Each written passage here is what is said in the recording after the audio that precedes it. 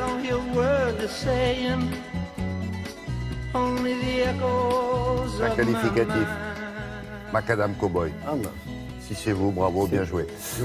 On commence avec le handball. Oui, vous savez qu'il y a un mondial en ce On moment sait, oui. qui se passe chez nous et des Français qui se débrouillent très bien, qui étaient déjà qualifiés pour les huitièmes de finale et qui obtiennent la première place de leur groupe. Ils ont encore gagné hier, ça se passait à Nantes. Je vous propose quelques belles images. Les champions du monde tricolore ont écrasé les Russes 35-24, quatrième succès en 4 rencontres depuis le début de la compétition.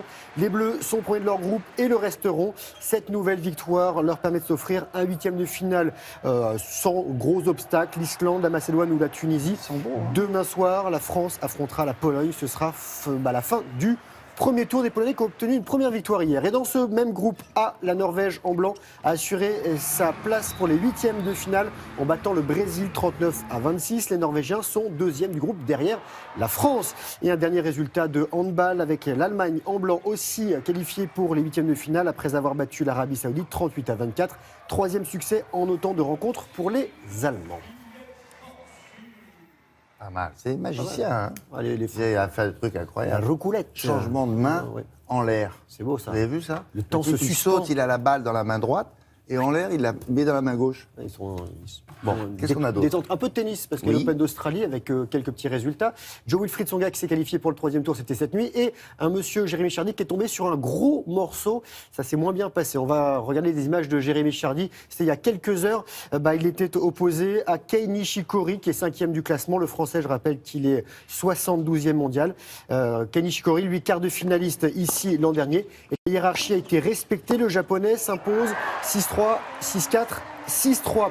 Encore un résultat, c'était hier avec Benoît Paire qui lui a profité de l'abandon de Tommy Haas, ancien deuxième mondial, tombé à la 464e place. Et ça s'est bien passé aussi pour Monfils et Gasquet. Et Kristina Mladenovic, elle, a été éliminée. Finito? Un peu de foot. Oui. La Coupe d'Afrique des Nations. Ah, avec la CAN, alors. la CAN, avec des noms exotiques. Vous aimez bien, vous savez, les surnoms. Je voulais vous donner sur tous les matchs là. Regardez, on va commencer par, pour leur premier match de la compétition, les Black Stars ghanéennes ont battu les Grues ougandaises 1-0. Penalty d'André Ayou, bon danseur et ancien joueur de Marseille. De leur côté, les Pharaons d'Égypte et les Aigles du Mali, entraînés par Alain Giresse, se quittent sur un 0-0. Les Égyptiens qui peuvent remercier leur gardien El Shawani. Encore un mot de foot, mais cette fois-ci en Europe. L'Inter Milan se qualifie pour les quarts de finale de la Coupe d'Italie.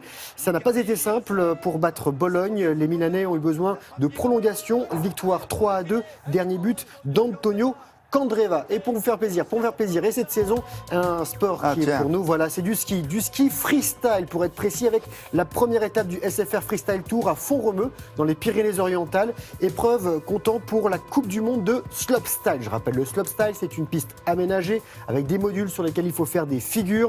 Victoire de la jeune Française Tess Ledeux, elle a 15 ans. Elle a gagné sa place pour les JO de Pyeongchang. C'était qualificatif pour les Jeux de Pyeongchang. Et cette jeune fille est la cousine de Kevin Rolland, grande star du halfpipe dont on a déjà parlé dans Télématin. La prochaine étape, ce sera à la Clusa, derrière son casque et son masque sur la première étape du podium. Et je voulais vous dire que nos amis du Vendée Globe, ils s'approchent. Ce sera l'arrivée normalement demain, si tout va bien. 72e jour aujourd'hui. Ils sont à 700 km de l'arrivée. Et Armel Lecléache est toujours devant, mais avec une petite marche sur Alex Thompson. 700 km, ils vont faire 700 km en Là, un jour. ils ont quasiment... Oui. Vous êtes sûr? Je vais recalculer mon... Quand même, c'est beaucoup. Hein. Je vais recalculer. En un jour? Vous êtes sûr que c'est pas 70?